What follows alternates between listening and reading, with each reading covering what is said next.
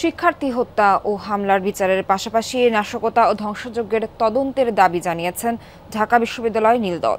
Shea butter ও vitamin E সমৃদ্ধ lily glam beauty soap. Lily, always beautiful.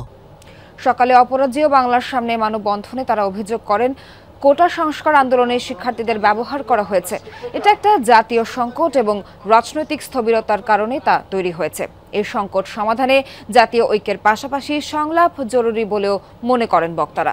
বলেন, ছাত্র শূন্য ক্যাম্পাস আমরা দেখতে চাই না। যত দ্রুত সম্ভব প্রতিষ্ঠান খুলে দিতে কর্তৃপক্ষের প্রতি আহ্বান জানান তারা। জাতীয়ভাবে উদ্যোগ নেওয়া খুব জরুরি। এই মুহূর্তে যেটি প্রয়োজন বলে আমি মনে করি এবং দাবি রাখি, সেটা হলো একটি জাতীয় ঐক্যের, এবং সেটির জন্য সংলাপের বিকল্প নেই।